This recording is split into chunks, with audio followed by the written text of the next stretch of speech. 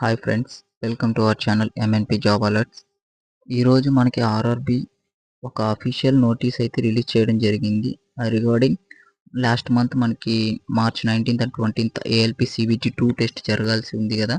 అది technical issue వల్ల మనకి రీషెడ్యూల్ చేయడం జరిగింది. సో ఆ రోజు మనకి డేట్స్ అయితే ఇవ్వలేదు.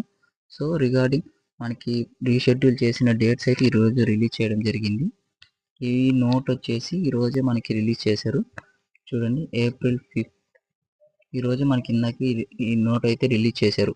సో ఆ రీషెడ్యూల్డ్ డేట్స్ ఏంటంటే మే 2nd అండ్ మే 6th. మనకి March 19th and March 20th జరగాల్సిన టెస్ట్ని మళ్ళీ రీషెడ్యూల్ చేసి మే 2nd అండ్ మే 6th అయితే రీషెడ్యూల్ చేశారు. అండ్ మనకి సిటీ ఇన్ఫర్మేషన్ అయితే ఇవ్వలేదు. మ్యాక్స్ టు మ్యాక్స్ మనకి ఆల్రెడీ ఇంతకుముందు వచ్చిన సిటీనే అదే విధంగా మీరు ప్రిపరేషన్ని కంటిన్యూ చేయండి. అండ్ ఇక్కడ ఒక 2 కీ పాయింట్స్ అయితే వాళ్ళు మెన్షన్ చేశారు. ఏంటంటే ఆల్రెడీ మనకి 19th morning shift March 19th మనకి షిఫ్ట్ 1లో కొన్ని సెంటర్స్లో ఎగ్జామ్ ఆల్రెడీ కంప్లీట్ అయిపోయింది. సో వాళ్ళైతే మళ్ళీ ఈ రీషెడ్యూల్ చేసినప్పుడు వాళ్ళైతే రావాల్సిన అవసరం లేదు. ఎందుకంటే వాళ్ళు ఆల్రెడీ టెస్ట్ తీసేసుకున్నారు.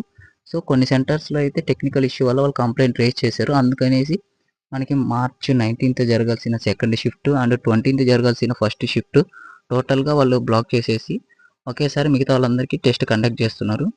సో అదే ఇక్కడ టూ కీ పాయింట్స్ వాళ్ళు మెన్షన్ చేశారు.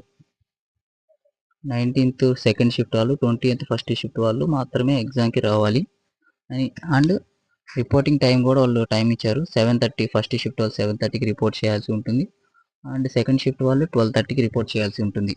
అండ్ సేమ్ నాకు కూడా మార్చ్ 20th ఫస్ట్ షిఫ్ట్ ఉండాల్సిండే తిరుపతిలో. సో 19th నైట్ మనకి ఇట్లా రీషెడ్యూల్ అయిపోయింది అని మనకి నోటీస్ అయితే రిలీజ్ చేశారు. సో అప్పటికప్పుడు మనం ఎగ్జామ్ అయితే క్యాన్సిల్ చేసుకోవాల్సి వచ్చింది. సో నాకు కూడా సిబిటి 2 టెస్ట్ ఉంది. So thanks.